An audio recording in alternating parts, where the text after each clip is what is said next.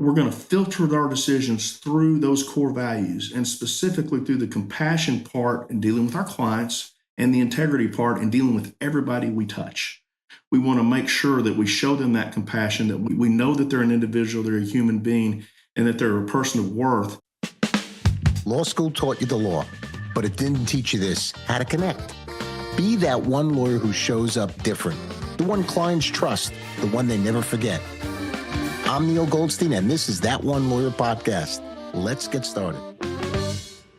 Today's guest is a trial lawyer, mentor, and law firm builder whose leadership has shaped the personal injury field in Texas and inspired lawyers nationwide. Lin McCraw is the founder of McCraw Law Group, a values-driven personal injury law firm known for exceptional client care and strong trial results. He's a former president of the Texas Trial Lawyers Association, a respected speaker, and a systems thinker whose firm's culture is built on integrity and compassion.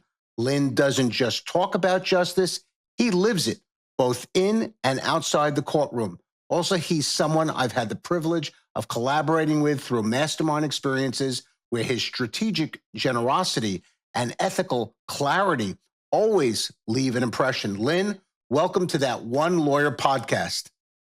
Thank you, Neal. I am just thrilled to be here with you. It's great having you here. I know everybody who's listening to this is going to get something out of this that's going to be amazing. And I think the best place to start is your backstory. Can you give everybody an idea of how it all started? Well, how it all started with me is that I was, when you say that I was born in the law, I was truly born in the law. My father was a lawyer and a judge, and as such, I grew up around, hearing stories, seeing people having to make hard choices, seeing lawyers repeatedly do the right thing, even when it cost them. And I figured out, through that process that I really wanted to do that because I could see the difference that they made in people's lives in all areas of the law, not just personal injury, but in all areas of the law. A bad plumber can cause your pipes to leak. A bad lawyer can ruin your life. A good lawyer can give you a chance at a decent life, even after something terrible's happened to you. Yeah, that's for sure. So you grew up with a dad that was a prominent lawyer. How did that affect you and your desire ultimately to become a lawyer? It really affected me because my father was, and he still is, he still sits as a visiting judge, Neal. He's 85 years old. Wow. He still sits as a visiting judge when they call him in, when they need somebody to make a ruling, not worry about politics, he's never going to run for anything, doesn't care, he's going to make the right call, and the chips are going to fall where they may. Dad was always that way. And as a result of that, I got a deep reverence for the law and a deep reverence for the rule of law, and just how important it is to our society that we have people that will make those hard choices when they know they're going to make people mad, when they know that everybody's not going to be happy, that maybe the powers that be are not going to be happy with the decision, but the decision's the right decision to make, and the right decision to make for people and not just for companies, but to make sure that people are taken care of in our system where they have an opportunity to get justice. What was your dad a personal injury lawyer as well? No, Dad was, I would call him just a general lawyer. He did everything. It didn't matter what you had. If you needed help with it, he would help you. He would close. When I was a young lawyer working for him right out of law school, we would close land deals. I did criminal cases. I did personal injury. I did appellate work. I drew deeds. I did wills, of course. We did all of that in the span of a day. It was really pretty crazy to think about now.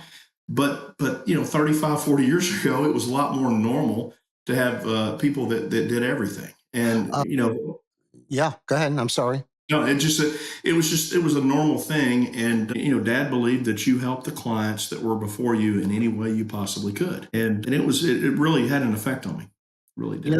That's really interesting that you say that. The senior partner who has now passed, that was the partner who hired me as an associate and where I became a partner and still am. He did everything. And I remember when I sat down for the interview in 1991, he said to me that I couldn't believe this. He said, He does murder trials. He does medical malpractice cases. He does hearings before the Interstate Commerce Commission. He does estate work.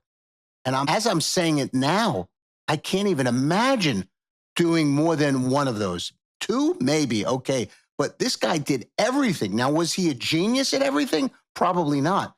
But he had a thriving practice, probably because of the relationships that he had with his clients, which we'll get into more. But you're right. I can see why back then it was easier logistically to do more things. It certainly was. The education that was broader. It wasn't as deep, but it was broader, and you were expected to help your client any way you possibly could with anything that they had, any need that they had. And the real differentiation started when we were young lawyers, Neal. I mean, that was when we started seeing people saying, well, I'm only doing criminal, or I'm only doing family, or I'm only doing personal injury. And over time, you just kind of self-selected into areas that just better fit you, that better fit your personality, areas where you felt you could help more people in a better manner. So that was, you and I both lived that. We really did. And I'm assuming for a good part of your dad's lawyer life, there was no lawyer advertising. So the question is, and I think I know the answer, but maybe I don't. How was he with client relationships? Just absolutely stellar. I mean, I can't tell you the number of people that would trip over themselves, would take a bullet for him, would do anything because of the way he treated people. He treated everybody like they're a person of worth, every single person. And we're in the South. And when he was a young lawyer, things are not the way they are now. And the prejudice was worse in a lot of ways. He grew up in a time where they didn't have segregated, where the schools were segregated, where life was segregated. Yet he, as a young lawyer, was one of the people that was out there trying to make sure that everybody was being treated the same, that everybody had an option at justice, regardless of their race, regardless of their ethnicity, regardless of their status in our society. And it definitely left a deep impression on me. He was a fine Christian man, has always been a fine Christian man, and still is, and just wants to treat people well. He gets his thrill out of seeing people, treated well and achieving justice and feeling good about where they are and feeling like they're worthwhile and building up their personal wealth, their self-worth. It's not wealth, it's really self-worth. Well, I could see that he passed that on to his son. But looking at your memories of him, is there a specific memory that you'd like to share with us where you saw the real value that he was giving his clients, the real humanity? Is there a particular moment or a particular client that you could share with everybody that shows what he was like when he was relating to his clients? One thing I can tell you is that power brings out whatever a person naturally is. If a person's generous, you give them power, they're going to be more generous. If a person is abusive, they're going to be more abusive if they have power. Well, my dad was a judge. He was appointed as a judge in like 1974, and he held that position until he had to leave it when we were all in school because we had to make a living.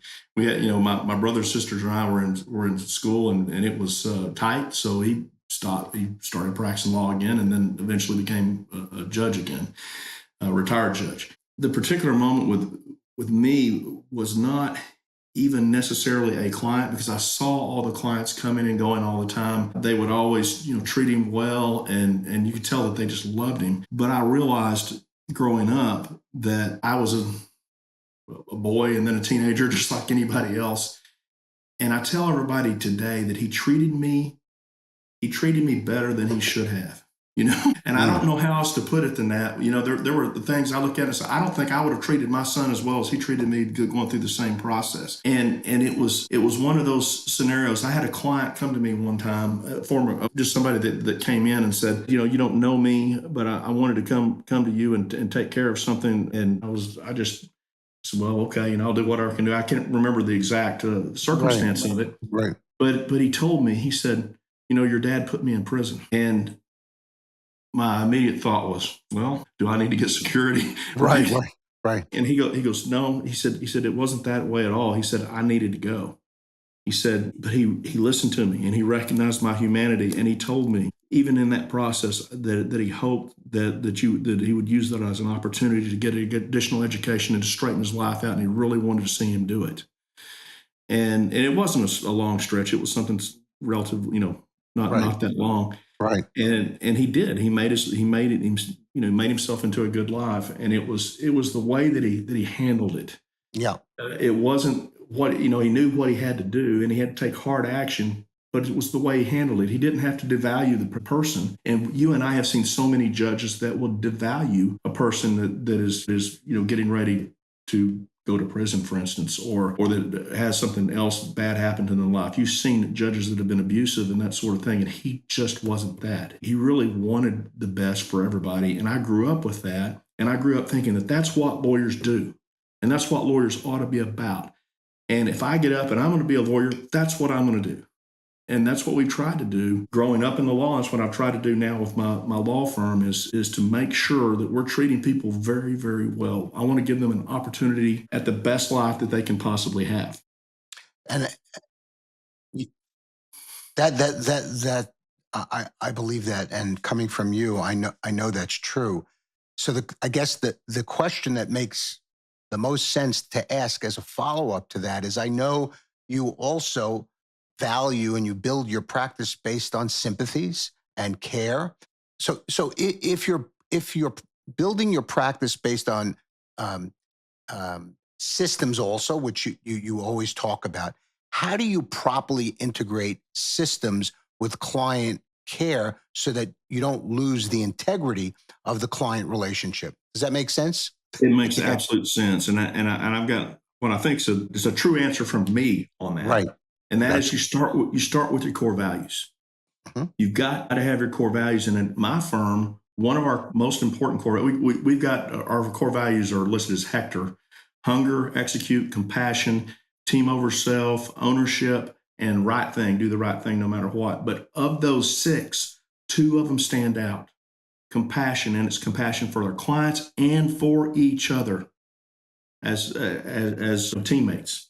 Mhm. And then the very last one, the integrity piece, doing the right thing no matter what. That means internally, that means externally, we do the right thing. So when you build your systems around that, when people know that if systems conflict, if there's and sometimes you'll have systems of a conflict.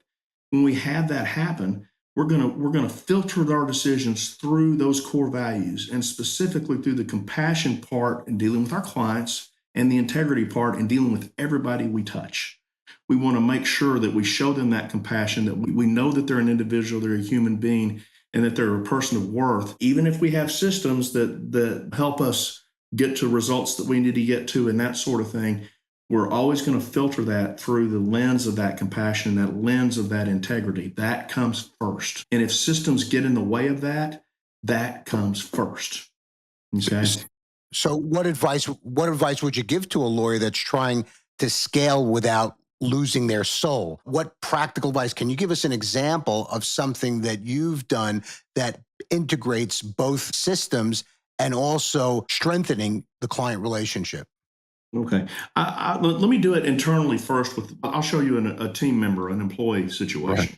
Okay. Yeah, But it'll elucidate really what we've got to do with all of it. sure. And that, I mean, we had one situation where, we have teammates, we have employees, but we call them team members.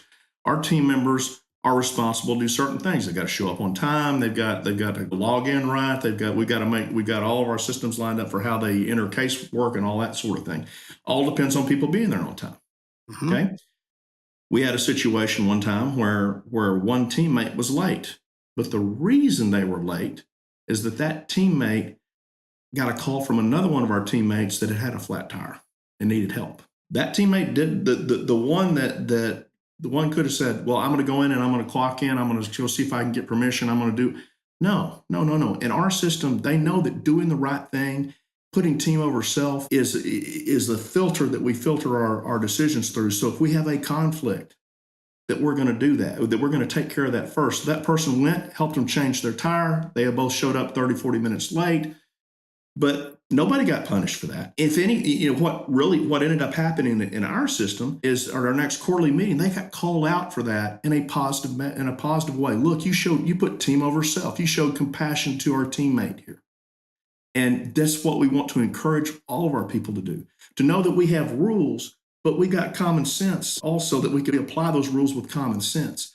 And we have empowered, when it comes to clients, we've empowered all of our folks that if you see anything that the client needs, anything that would make their journey better, anything that where you could show them compassion, if it has to be done right then, err on the side of showing compassion.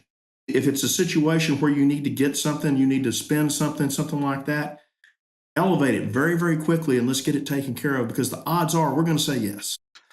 You, you, And that's, we've had all kinds of opportunities because of that, where somebody's recognized, maybe somebody, a client doesn't have care for a pet and they're about to undergo a surgery, or maybe they're incapacitated due to medical treatment, and they need somebody to go to the grocery store for them. Whatever the situation is, we look for ways to enhance their lives. And that's what we celebrate at our quarterly meetings. That's what we celebrate at our annual meetings. We want to show people that when they do that in our system, that they get recognized and they get praised for it, because those are actions that I want to encourage, because that completes our mission. And our mission is to change the way that personal injury is practiced. If we can practice it with this type of compassion for the client, if we can get great results while giving that kind of compassion, that's going to be a game changer. And what will end up happening is others will have to follow suit, or they will get left behind.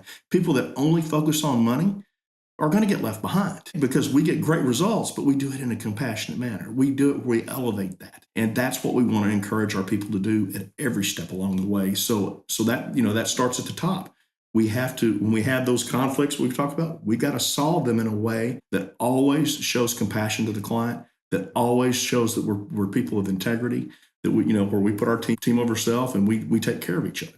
I could vouch for that, because I think I saw you at one of John Fisher's masterminds, and you were doing a presentation with some young lady. I forgot her name. She's very nice, about the evolution of your firm and where it was at that time. And I was just blown away by everything that you're doing to make it truly a team effort, as opposed to this Dan Kennedy type of method of treating employees. I mean, it's a real team effort. And I was so impressed. I think I spoke to her on the side, and she was so happy with where she was in your firm. And so I know that everything you're saying is quite credible.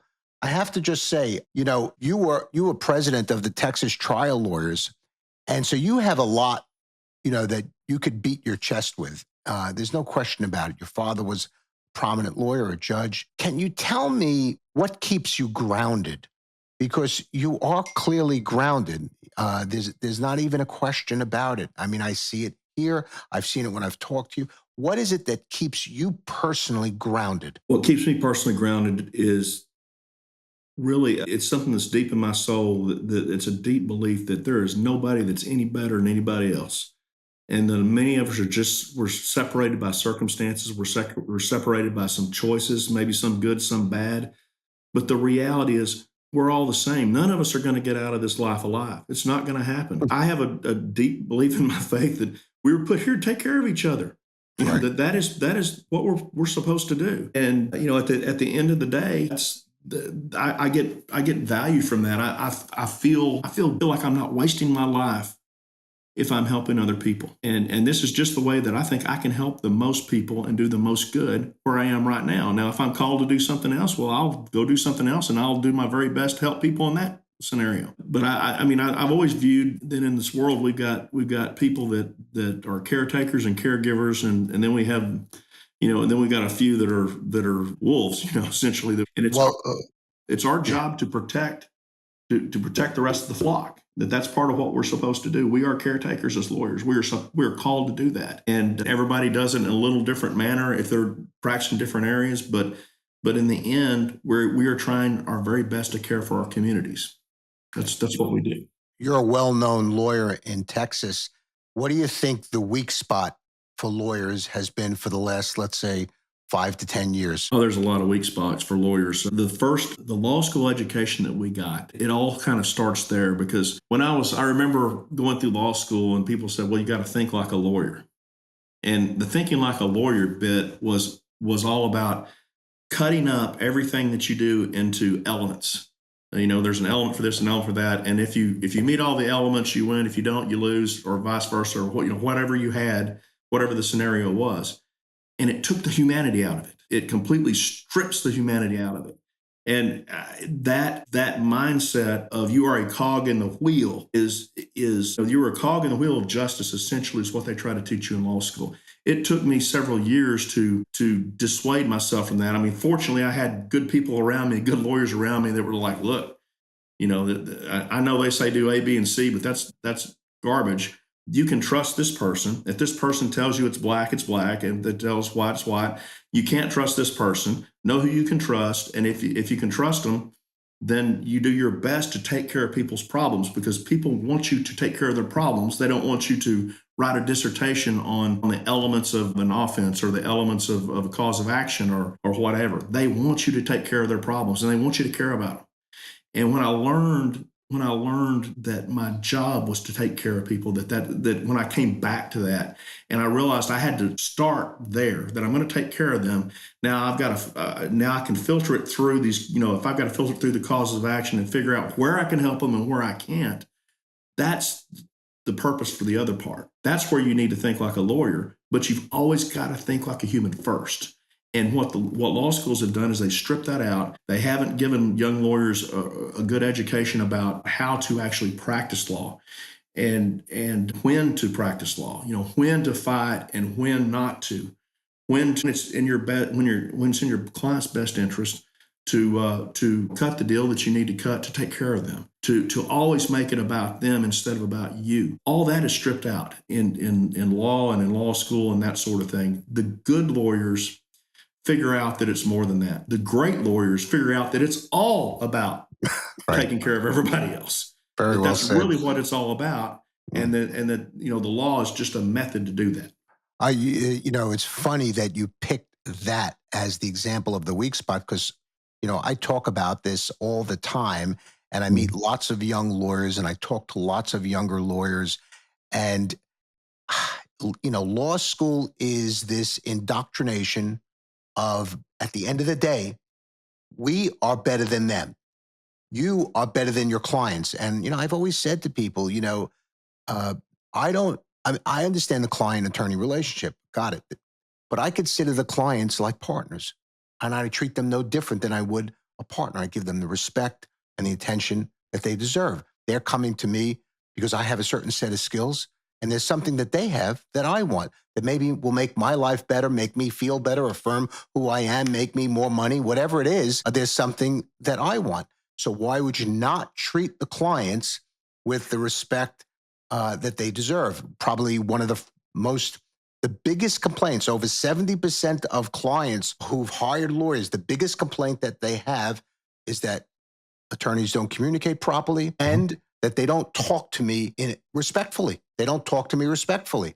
And so, I completely agree that I believe that there's a through line from law school to that type of behavior. So kudos to you for bringing that up and for recognizing that and understanding how your firm can make a difference by doing something a little bit different.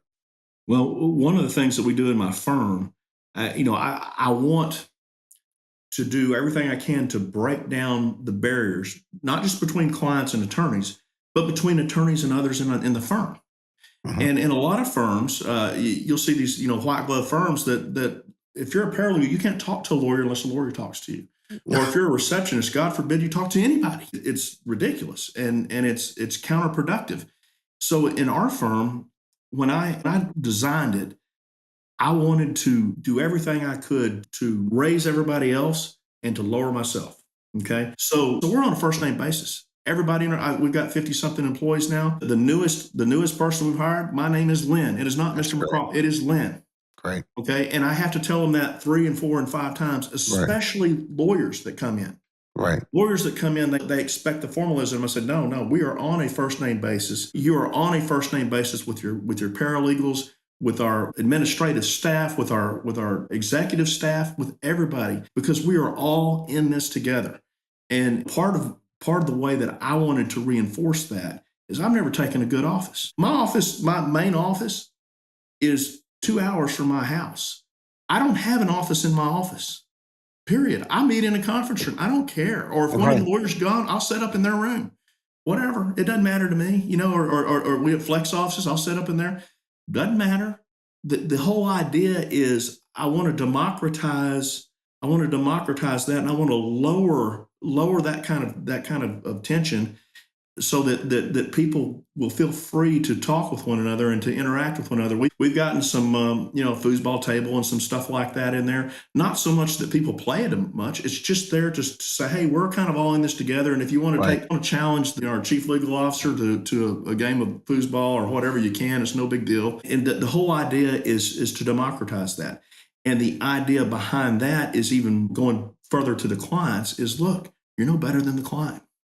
I'm no better than the client. I'm no better than you are. You're no better than the client. We're all in this together. And we really wanted to change that dynamic. And it has worked. It has really culturally worked in our firm, so that those divisions just, they don't exist. But we have to be really cognizant about the fact when we bring new people in, that a lot of them, that they don't see that right off. It takes some time before they feel comfortable doing it. So we have to give them that invitation to say, look, please call me by my first name. Do it over and over and over. Okay. All right, Lynn, I'll do it. Okay, good. Barbara, it's good to see you. Here we go. 100%. What would you say to a new lawyer starting out their own practice, assuming that, as most of them have some sort of financial constraint, what would you say to them in terms of where they should spend their money? Because today with social, you turn to your right, you turn to your left, or you swipe to your right, or you swipe to your left, whatever it is. All they see is what appears to be successful lawyers, having the good life on boats and enjoying their life all over the place. And, you wonder, how is this happening? Well, my answer in part is that 50% of it is bullshit. But what would you tell a young lawyer starting out that had financial constraints? Where should they put their money? Let me back up from there, and I'll answer it, but I'll tell you that more than 50% of it's bullshit. Probably That's right. 99% of it's bullshit. Well, I'm glad you said it. Understand that money is just a resource, just like your time is a resource. Think about that. Your time and your money, they're just resources. Money is an extender, is all that it really is. One thing that I did when we were starting this firm, when I split off and started this firm, didn't have a lot of money to work with. And look, I will tell any young lawyer out there, if they want to know the way I started out, I was doing court-appointed criminal cases to finance my neck and back cases. Okay. I didn't have a dime, didn't have anything. And it was, but I had time and I had a good reputation in the community. And I traded on that. I flat out, I said, look, I knew that integrity was where it was, that I was always going to show integrity. I would spend my time, if I wanted to get into a particular area, I would spend my time, first of all, making great relationships and seeking help in that area. And when you get a great case in an area, for instance, I remember the first really, really large personal injury case I got. I went and I found the best person I could possibly find to help me with it. And we worked it on the halves. And I told him, I said, I want to do every part of this. I want to sit through every stinking deposition. I'm going to do every part of it all the way through, because by the time we get done with this, I'm going to be an expert in this area. And I knew I had the right partner because he would want me to do that. Right. Well, that's what I would recommend young lawyers do when they finally do get a good case, where they don't have to spend a fortune, because most of them don't have it.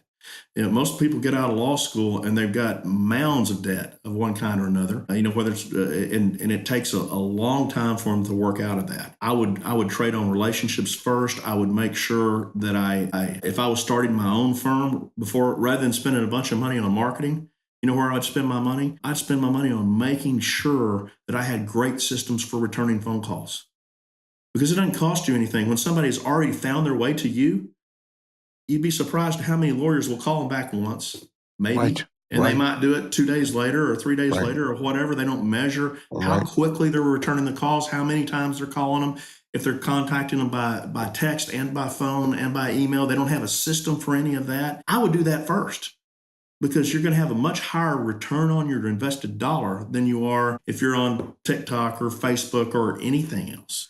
It really starts with those relationships. I would get in my community. I would get as deep in my community as I possibly could. And I would show people that I am worthy of being hired in your community. And if you do that, if you do that, you can build a business. And then from that, then you can start out with building, good content and I would start it out block by block, great content first, and then, a good website and just stack it one after the other over time. But start where it's free. I think that what you're saying is key, and actually, it's a great example, Lynn, of marrying both your systems philosophy and your authenticity philosophy, following up by way of having a good system, following up with relationships with people that may have a case, may not have a case, other lawyers, whatever the case may be. I also tell people, take $1,000, set it aside, and go to lunch or dinner or coffee with somebody twice, 3 times a week for the next 6 months. That is money that will completely come back to you. Those are things that can't be replicated by digital or AI. Well, no doubt. And look, setting aside some funds and taking people to lunch is great.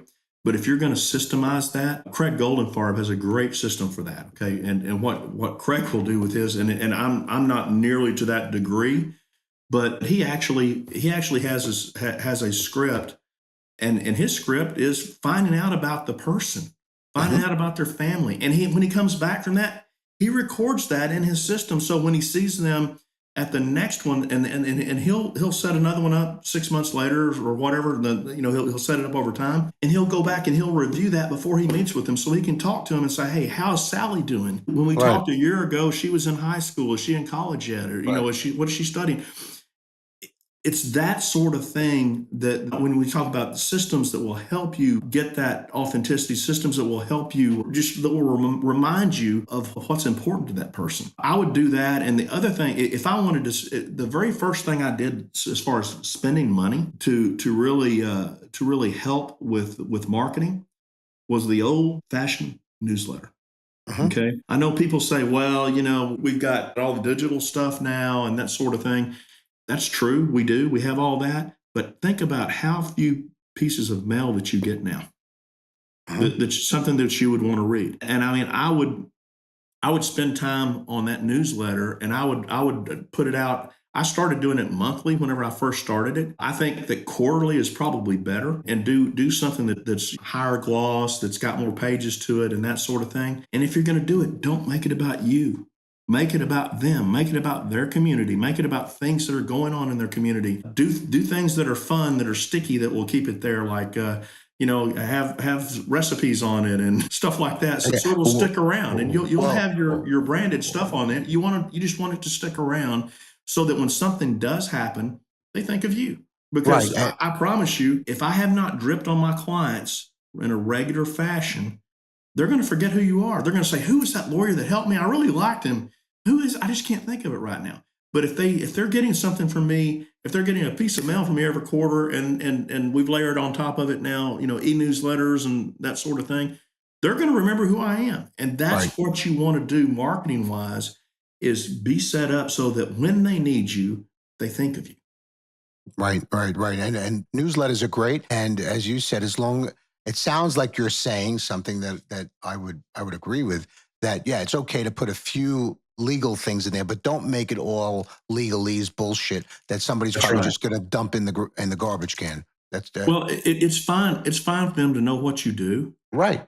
But make it about something that enhances their life. If you are in a particular community and you've got a community event coming up, and your newsletter is going to go out, talk about that event. Talk about the fact that you're going to be at that event and you'd love to see them there. And please come up and say hi to me. If we've never met, I'd love to meet you. And if I've met you and I haven't seen you in a while, come up and give me a hug. Use that as an opportunity just to drip on folks and to continue to build your brand as somebody that's authentic and that really cares about people. I promise you that if you care about people, they will want to help you. They will want to help you build your firm. I mean, I've had clients that have volunteered to do, TV commercials for me and stuff, just flat out, look, you took good care of me, you took great care of my family, and I want to do something to take care of you. So yeah, I'll do that for you. Great segue to question of you've got so much going on building this growing practice and all these systems and all this other stuff that you're involved in. How do you find time to recalibrate or refocus with your family? My family has always been first. I put everything else around their whatever they need. Now, my youngest son is now off in college, so it's a lot easier now than it was. But when you're a young lawyer getting started, it's difficult when you got 2 or 3 kids and a spouse that needs time from time to time, either your time or your time taking care of others so that they can get some sanity at the same time. Well, sure, that makes sense. It's just something that I always realized that I had to put them first because they're the most important people in my life. I have to do that. Now, how do I calibrate myself beyond that? I love getting out in the country. I love kicking around. I love fishing and hunting and metal detecting. I love using that metal detector out in the woods looking for old Army stuff or whatever it is I happen to be looking for. And that's part of what keeps me grounded is because the guys I go out and do that with are from every walk of life you can imagine. So you have a good friends group. Oh yes. Yeah. Great friends group, great men's groups that, from church and that sort of thing. I mean, it's just, it's part of, like I said, it's part of investing yourself in your community. Just invest yourself in your community. And that's part of what helps keep you grounded, really. That's great because that's something we don't often talk about is, maintaining good friendships outside of our work life. And in fact, I think I recommended somewhere along the line, make friends with people and make friends with non-lawyers. You don't have to always be reminded of, the latest thing that's going on in the courtroom or the law. Maybe you just want to talk about sports or something or fishing, whatever your thing is. But yeah, I agree. Friends are quite important.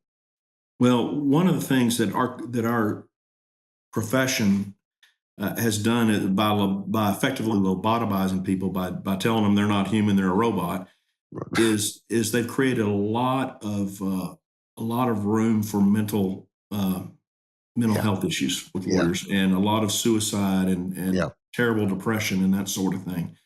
Getting among regular people and doing regular things and recognizing that this is fun and I can enjoy doing this and it's not law, it's not fancy. This is just something that I just enjoy doing, putting a worm on a hook and going fishing, whatever it is for you that really keeps you grounded, and doing that with people from all walks of life, it takes the temperature down and it gives you great stories too. If you're going to try cases, and I'm a trial lawyer, so I've tried a lot of cases.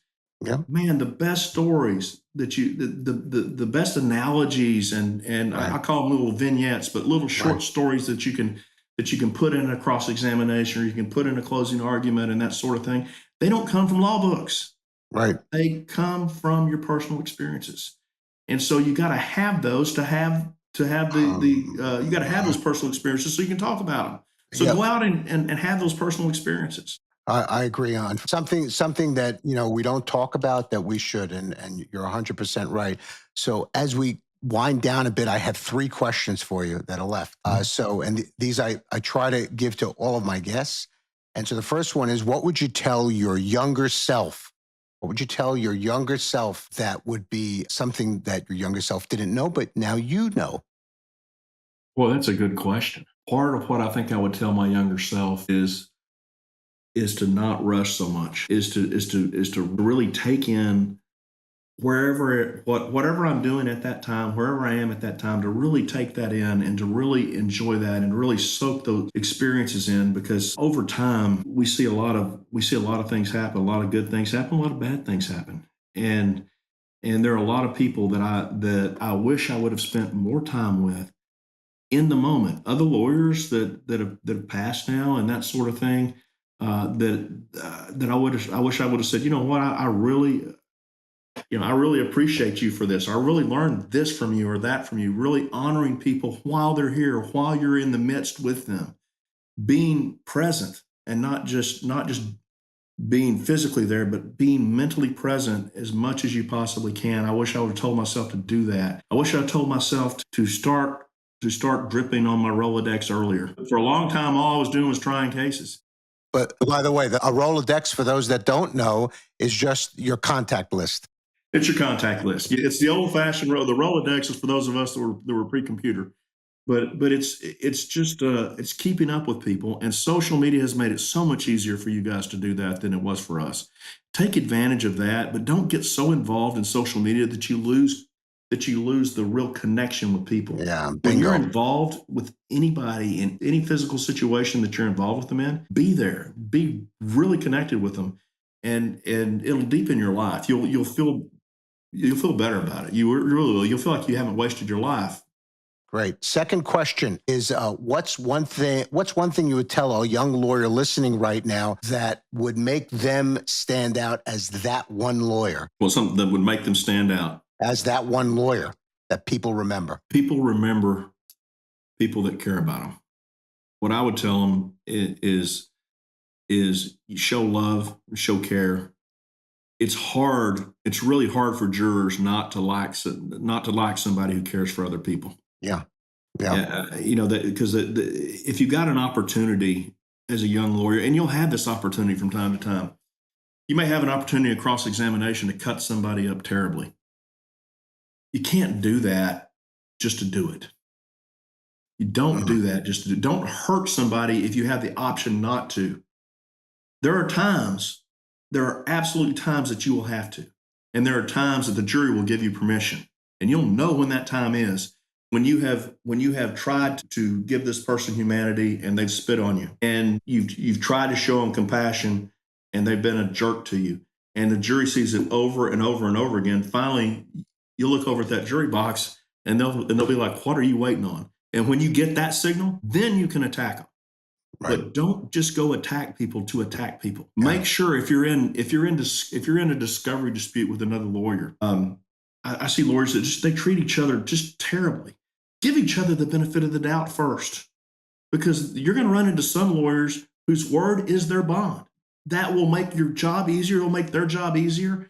You're going to know very quickly those that aren't that way. If you're involved in an association like the Texas Trial Lawyers Association for trial lawyers, or whatever group that you can be in, if you're a criminal defense lawyer in your local criminal defense lawyers group, you'll figure out which other lawyers, which district attorneys, or which insurance defense attorneys, those that you can deal with, those that you can trust, and those that you can't.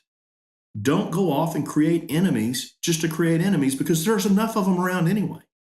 So Great. it will improve your practice. It will improve your life if you don't go seeking out enemies. Great advice. And the final question is there someone that you've lost, either personally or professionally, who you'd want one more conversation with? And what would you say to them? Oh, man. Well, Neal, I am now 57 years old. I have lost a lot of people I'd like to have more conversations with. It would probably be my maternal grandfather, and only because I lost him when I was 11 or 12 years old because of that. And I knew him and I loved him. And I remember getting on the ground and playing with him, and he would, play with me, and he had this big contagious smile. But it was so long ago, I just don't remember a lot else. Yeah. And Yeah. I was very fortunate in that my other grandparents all lived until at least their 80s or their 90s. My parents lived a long time. My in-laws have lived, and I've tried my best to be really intentional and give everybody opportunities to talk, and we've had wonderful conversations that I never got to have that with my maternal grandfather, because I was just too young, and I would love to spend some time with him and just know a little bit more about him than I do.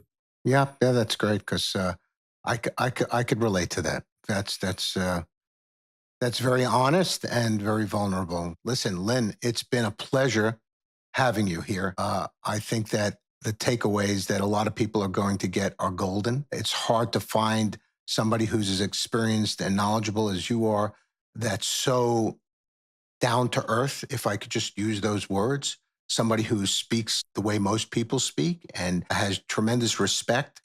You could appear in front of a bunch of judges and speak their lingo, and you could speak in front of a bunch of sanitation workers and speak their lingo. And that's a gift. So thank you for being here. I really appreciate it. For having me. I was going to ask you, is there some place that if somebody wants to talk to you, somebody wants to ask you a question, or somebody has a case, that they can get in touch with you? Absolutely. McCrawLawGroup.com is my website. I've got all kinds of contact on that. I tell you what I will do, because I know who's going to be listening to your deal is going to be younger lawyers, especially. Yeah. I'll give you my cell number. And I won't do that to very many people, but I'll do it to them. And you guys feel free to contact me if you have any issues about how to deal with other people. It doesn't have to be a case. Even if it's just, look, I'm not doing well, and I need somebody to talk to about it. Look, I'm there especially for other lawyers, because I've been there and I've done that with them. My cell number is 469-878-6202. And if you'll call me and leave a message, I promise you I'll return the call. Trust me, he will. Thank you. If something here hits home for you, don't keep it to yourself. Tap subscribe, drop a comment, and share this with a lawyer who needs to really hear it. This is That One Lawyer Podcast. See you next time.